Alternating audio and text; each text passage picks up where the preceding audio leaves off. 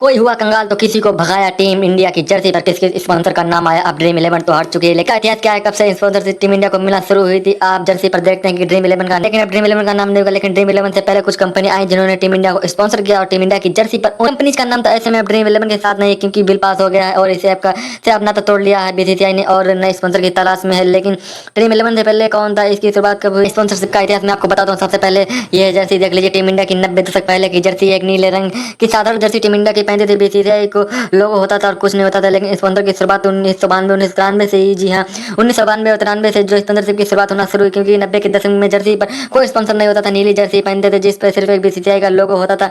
तो यहाँ पर उसे 1992 से पहले कोई भी स्पॉन्सर नहीं होता था। आप देखेंगे कि बड़ी साधारण प्लेन जर्सी होती थी, व्हाइट हो चाहे वो कलर्ड हो, बहुत साधारण की जर्सी होती थी, पहन के टीम इंडिया खेलती थी। उस दौर में या टीम इंडिया को याद है कि क्या जाता था, ऑस्ट्रेलिया है जो पीली जर्सी है, पाकिस्तान की हरी जर्सी, भारतीय टीम की नीली जर्सी, इंग्लैंड टीम है तो हल्की नीली जर्सी पहनते थे। अगर साउथ अफ्रीका खेल रहे हैं तो हरी जर्सी। तो ये इस तरीके से जर्सी के जरिए लोग जानते थे। लेकिन फिर धीरे धीरे स्पॉन्सर का चरण चालू है, वो चालू हो गया 1993 से 2001 तक वर्ल्ड कप के टोल के दौर। इस वर्ल्ड कप में बीसीसीआई ने मीडिया और स्पॉन्सर से राइट्स लिए जर्सी पर। आपको याद है कि अगर मैच देखते तो आईटीसी, पेप्सी, हीरो होंडा जैसे ब्रांड दिखने लगे थे, छोटे छोटे जगह पे दिखते थे, लेकिन ब्रांड दिखना शुरू हो गए। अभी भारतीय क्रिकेट के कमर्शियलाइजेशन की शुरुआत, कमर्शियलाइजेशन इतना कर दिया कि क्रिकेट को आप हाथ पे या जर्सी पर इसे हाथ पे अपने आप, अगर बचपन में मैच देखेंगे तो पुराने मैच में देखेंगे 90 के दशक में उसने आपने देखा होगा कि जगह जगह पर लोगो दिखाई देते थे। तो कमर्शियलाइजेशन जो था वो 1993 से 2001 के शुरू हुआ।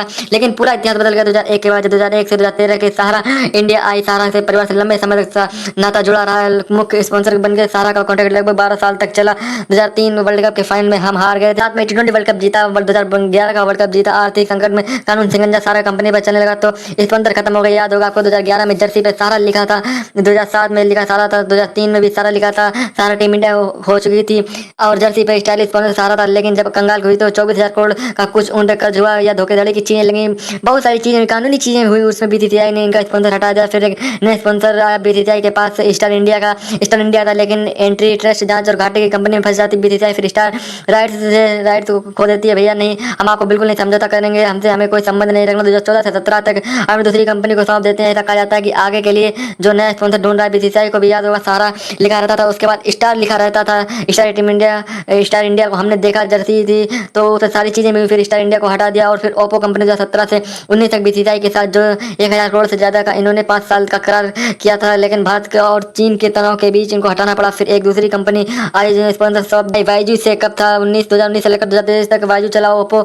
ने अपना कॉन्ट्रैक्ट वाईजू को कंपनी को दे दिया। वाईजू ने 2023 को टीम इंडिया की जर्सी पर स्पॉन्सर किया। कंपनी खुद आर्थिक दबाव में डाल दिया, जिसके कारण वाईजू के स्पॉन्सर हट गए। ड्रीम 11 भी अभी दिख रहा है, तो ड्रीम 11 पर जो बिल है इसके बाद चलते बैन लग रहा है। ऐसे में बीसीसीआई ने साफ कर दिया कि हम बैटिंग कंपनीज, टोबैक कंपनीज या स्पॉन्सर नहीं लेंगे। अब देखते हैं कौन सी कंपनी स्पॉन्सर के लिए आती है। कुछ 2-3 दिन कंपनी, लेकिन इतिहास यही है कि 90 से पहले सिर्फ सादी जर्सी दिखते थे, लेकिन 90 के बाद उन्होंने 35 साल में इतना कुछ बदल दिया। टीम इंडिया पर जर्सी पर अलग अलग कंपनियां दिखी। टीम इंडिया को खेलने के तरीका बदल गया, कोई कंगाल हो गया तो किसी को हटा दिया गया। अब देखते हैं कि स्पॉन्सरशिप किसे मिलता है। ऐसे में देखते हैं कि अगला स्पॉन्सरशिप कौन होगा। लेकिन जो सूत्रों के हवाले से खबर आ रही है वो, जिसमें स्पॉन्सर पहला स्पॉन्सर अमूल हो सकता है, दूसरा नमस्ते इंडिया, तीसरा टोयोटा हो सकता है। ये 3 नंबर आगे चल रहे हैं टीम इंडिया की जर्सी पर स्पॉन्सर को लेकर। देखते हैं कौन सा स्पॉन्सर भारतीय टीम की जर्सी पर आएगा। ये तो वक्त ही बताएगा। बहुत बहुत शुक्रिया इस रिपोर्ट को देखने के लिए।